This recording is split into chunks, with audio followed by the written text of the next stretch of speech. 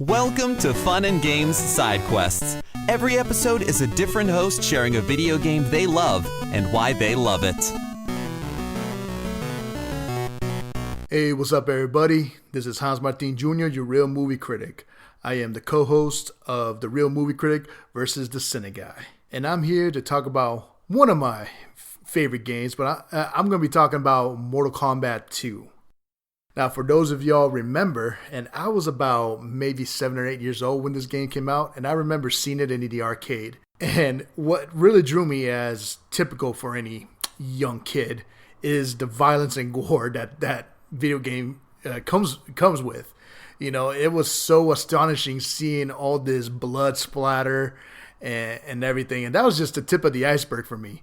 And I remember I just loved going in and playing these games and just seeing the unique characters this game really brought out. Most notably, and definitely one of my favorite characters in that game and also in the rest of the franchise, was Scorpion. A yellow ninja-looking guy with probably one of the coolest moves that he has, special moves, with a cool catchphrase when he throws that rope spear or whatever you want to call it, and he goes, "Get over here!" And it comes to you, and then you can lay an uppercut or whatever you want to do, or whatever combo you want to give to that person. Oh man, that really brought me into it.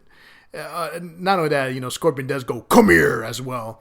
And those two type of phrases I still say to this day, thanks to that character, Scorpion. I mean, there were other great characters too, like Sub-Zero with his freeze special move. That was very unique at that time. These type of moves were very, very unique, where you could actually freeze a person, they stand still, and you give them a nice combo hit right after that. And some other characters like Jax, how he goes, "Gotcha!" You know, and that game is so memorable for me, especially, you know, that kind of like the narration during the fights. But the biggest thing, obviously, when you talk about Mortal Kombat, is the fatalities. Where at the end, when you do win, you have an option to learn a secret code to do a fatality move of brutally killing somebody. Now, before I go on, I just want to say I am not a maniac or a bloodthirsty type of person. I mean, I kind of grew when I was a kid with that. But at that time, oh my goodness, I was so enamored by the brutality of these fatalities. I mean, you could have a dude cut you in half with his hat. That was by Kung Lao.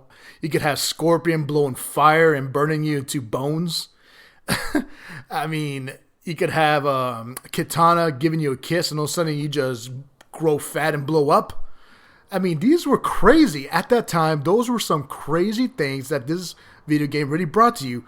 And man, when I got the game for Super Nintendo, man, all I wanted to do was do all these different fatalities on all these different people, man. Just picking all the different characters. I actually learned every single character and try to beat the game with that character and try to do all the different fatalities that it offered. And at the time, there was no internet and stuff too, so I literally had to get the magazines to know these codes for these fatalities. And man, that game really, really paved the way.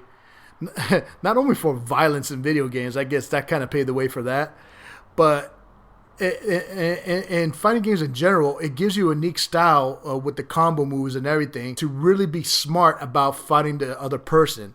You really have to strategize to defeat your opponent, especially when you get to the final boss, which is Kung Lao. That dude is hard, okay? And for those of you who don't know, he was one of the hardest characters to defeat. And when you finally defeat him, man, that whole like feeling of, yes, I did it, you know. And man, Kung Lao is definitely up there as one of my favorite bosses in video game history, that's for sure. And yeah, you know, it's an awesome game, great characters, you know, paved the way for Johnny Cage, Rei Kitana, Melina, Kung Lao. Man, that's just to name a few, and that's just Mortal Kombat 2. Eventually, it became a great franchise with another one of my favorites, Mortal Kombat Trilogy, and then once it gets to that 3D mode with Mortal Kombat Deadly Alliance and then all the way to Armageddon, that's when I pretty much set the bar right after Armageddon. I didn't play the video games after that, but I really enjoyed the uniqueness of each character, the stories for each character, especially for Scorpion. Scorpion is definitely one of my favorites for sure. And yeah, you know, it's definitely one of my favorite fighting games. And it all started when I went to the arcade and saw it and saw how popular it is. And I never looked back from it. You know, that was definitely one of my childhoods. And at the time, I had to rebel against my parents because of how violent it is. And, you know, at the time, I had to play that game secretly. But it was worth it for me in the end. And then, yeah, that's pretty much it. Mortal Kombat II, one of my games. Thank you all for listening, and happy gaming, everybody.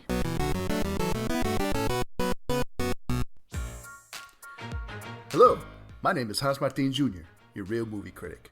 If you enjoy discussing upcoming movie news, looking at new trailers, and reviewing the year's hottest movies, then tune in to... Hey, Hans! What? Are you doing the promo without me? Yeah, I am. How come? Because everyone knows I'm the better host of this podcast. Oh, it's like that, huh? You think you can review movies better than me? I don't think I can. I know. Oh, we'll see about that. This is... The Real Movie Critic versus... The Cine Guy. Mondays only at CertainPOV.com or wherever you listen to your podcast. We're also on Spotify and iTunes. You're going down, critic. Bring it on, guy.